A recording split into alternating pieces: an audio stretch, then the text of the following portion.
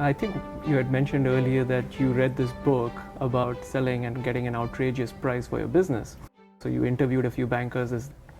Yeah, without a doubt, the book was very educational, and it explained a proactive sales process that you use to prepare your business, and even talked about questions you needed to ask investment banking firms when you're interviewing them to see who's going to be the right fit for representing your company.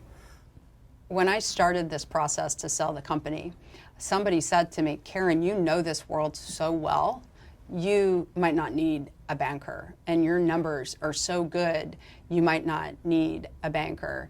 And I am so thankful that I did not follow that advice, because one of the best parts about having the banker is just all the negotiation of so many details beyond the purchase price. There is no way I would have had the same deal, as good of a deal, without you all as part of the team. I think what I learned through some of those groups were, hey, if you're going to sell a company, as an owner, don't ever sell it by yourself. And so I really took that to heart, because I had been through one or two smaller steps to selling with two other companies that were interested in us, and it was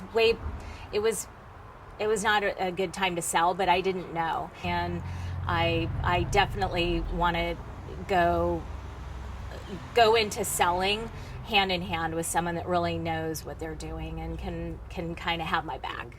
You know, I learned that having a single buyer puts you in a very weak bargaining position. And so, you know, you put all your energy into growing this business. You don't just want to give it away to one competitor that says, hey, we'll give you a good offer. You know, so you work that hard to grow the business. I figured out we needed to work that hard to get a decent price for the business as well. And that's when I reached out to your company.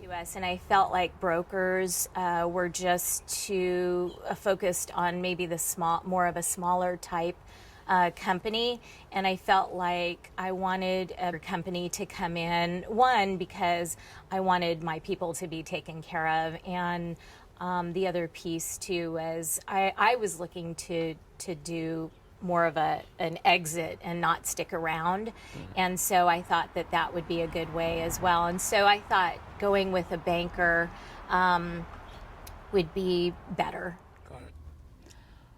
I was nervous about the process going in, because the day-to-day job was already so overwhelming. Certainly, you know, like many CEOs and entrepreneurs, certainly more than 40 hours a week. And so I was very nervous that this might put a crushing amount of additional work, and it didn't. I think that you, Ashish, and team were really good about using my team and my time and our leadership's time very wisely, and so that we kept our eye on the business and growing the business and running the bottom line as you all worked to sell the company. We were a boutique company, and it's way different when you're dealing with more of a boutique sort of company than I feel like when you're dealing with a massive organization, you get lost. And I didn't want to be a number, and I knew it was going to be, from everything that I had read, one of the hardest things that you go through.